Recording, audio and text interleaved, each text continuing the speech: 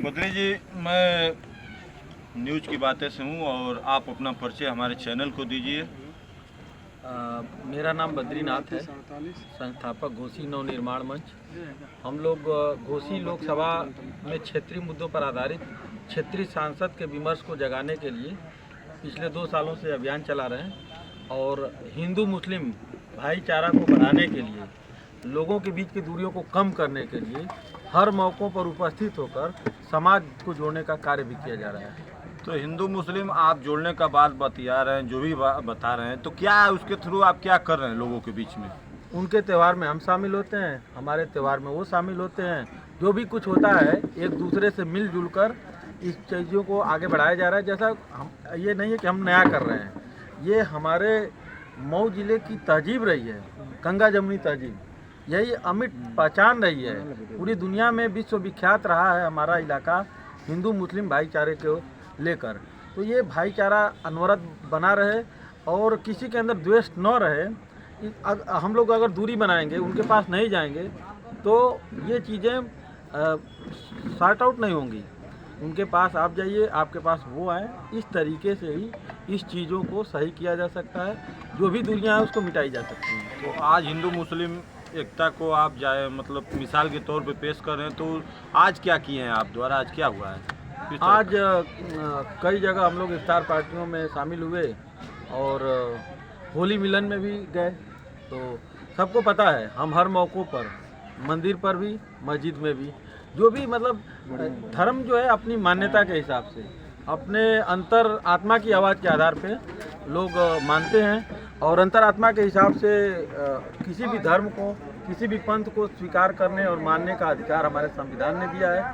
तो हिंदू भाई अपने हिसाब से चलें, हमारे मुसलमान भाई अपने हिसाब से चलें और एक दूसरे को कोऑपरेट करें, ताकि ये भाईचारा और सामंजस्य बरकरार रहे, बना रहे और लोग आगे बढ़ें, मिलजुल कर आगे बढ़ें। इफ्तार पार्टी मान लीजिए आज आप शामिल हुए, इफ्तार पार्टी में कितनी मुसलमान भाइयों की संख्या रही होगी और क्या लोगों ने आपको विश्वास दिलाया है?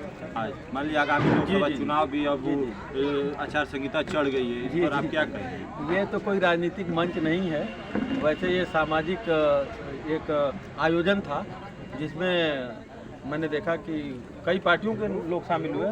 भारतीय जनता पार्टी के भी लोग वहाँ बैठे हुए थे। तो मैं तो जनता के मंच से आता हूँ, तो घोसी लोकसभा की संपूर्ण जनता को मैं एडाप्ट कर चुका हूँ। मुझे यहीं रहना है, यहीं के लिए करना है, यहीं पे मर मिटना है, ठीक है। तो क्या है कि हमारे लोकसभा के बीच जो भी लोगों का एक वो रहा है, कोऑर्डिनेशन रहा है, वो बरकरार किया जाए। कल्पनाथ राय के ज़माने में जो ये भाईचारा था, मैं आपकी बात को काट रहा हूँ। मान लीजिए आगामी लोकसभा चुनाव का अब आचार संहिता चढ़ गया है, क्या तैयारियां चल रही हैं? क्या आप लोगों के बीच में जा रहे हैं, तो क्या अपनी बात को रख रहे हैं, क्या करना चाह रहे हैं आप हमारे चैनल को बताइए। जी, यहाँ के जो जेन्युइन मुद्दे हैं उन पर बहस हो। इस चुनाव में घोसी का घोषणा पत्र जारी किया जाए, मतलब चुनाव में पार्टियां अपने रहनुमाओं के कंधों को मजबूत करने के लिए वोट न मांगें, घोसी लोकसभा को मजबूत करने का वायदा करें, घोसी का घोषणा पत्र जारी करें। अगर पार्टियों के पास घोषणा पत्र नहीं है तो हमारा मंच उनको घोषणा पत्र प्रोवाइड कराएगा। हर गांव तक जाकर हमने लोगों की समस्याओं को देखा है, समझा है, रिपोर्ट तैयार किया है, वो डॉक्यूमेंट है। वो डॉक्यूमेंट घोसी नव निर्माण मंच आने वाले समय में जारी करेगा और चुनाव जो लोकतंत्र का सबसे बड़ा पर्व होता है, उसमें मतलब ये भागीदारी और हिस्सेदारी सुनिश्चित की जाएगी। पार्टियां ऐसे नहीं कि मतलब जाति के आधार पर, धर्म के आधार पर हमारे बीच दूरियां बनाकर और कुछ सेक्शन का वोट लेकर पार्लियामेंट में अपने लोगों को भेज दें और वो लोग निरंकुश बनकर 5 साल तक हमारे इलाके के साथ अनदेखी करते रहें। अब ऐसा नहीं होगा। ऐसा करने वाले लोगों के खिलाफ घोसी नव निर्माण मंच आवाज़ उठाता रहेगा और हर कीमत पर इन लोगों को राइट का टाइम किया जाएगा। घोषणा पत्र आपका जारी होने वाला है, वहीं समाजवादी पार्टी का जो इंडिया गठबंधन है, हमारे राजीव राय जी मान लीजिए कि समाजवादी पार्टी से प्रत्याशी उतार चुके हैं, सपा के अखिलेश यादव, वहीं भाजपा और एनडीए गठबंधन में अरविंद राजभर का नाम खुलकर आ रहा है। तो आप कहाँ देख रहे हैं, क्या देख रहे हैं इस लोकसभा चुनाव में? देखिए, जनता जाग चुकी है अब, ठीक है, मुझे अब नहीं देखना है। जनता जाग चुकी है तो जनता देखेगी।